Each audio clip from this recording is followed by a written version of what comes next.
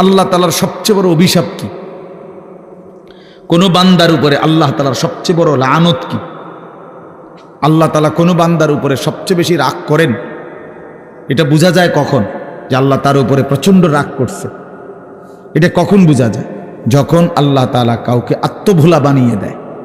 ফাআনসাহুম আনফুসাহুম, মানে একদম সহজ কথা, আপনি বুঝবেন। যখন কোনো ব্যক্তি মুসলমান হওয়ার পরেও মুমিন পরিচয়, সে জানে সে মুসলমান, কিন্তু কোনো বন্দিগি, কোনো ইবাদত আমল কোনোটাই তার কাছে ভালো লাগে না, টোটালি সে বিষয়টা বুঝেই না। কোনো দিনই ফজরের নামাজ পড়ে না, কোনো দিনই পড়ে না। ওমা এটা কি হাইওয়ান!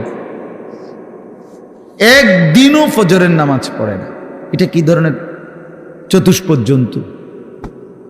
কোনো দিনে 20 বছরের মধ্যে কোনো দিনে সে হারাম থেকে বাঁচে না, প্রতিদিনই ওজনে কম না।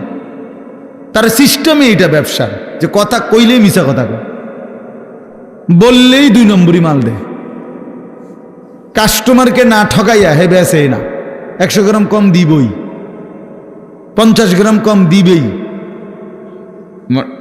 মানে এই কিস্তি নিবেই।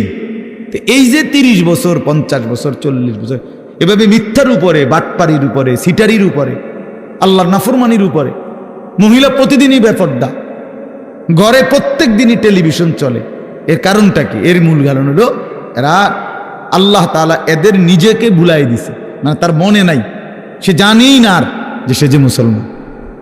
তার এই কথা টোটাল মনেই নেই, তার আর মনেই নাই যে তাকে একদিন কবরে যাইতে হবে, তাকে একদিন হাসরের ময়দানে উঠতে হবে। এ কথা সে টোটালি ভুলে গেছে। নিজের কর্তব্য, নিজের পরিণতি, নিজের গন্তব্য, নিজে কোথায় গিয়ে পৌঁছবে, কোথায় গিয়ে দাঁড়াবে, এই কিছুই তার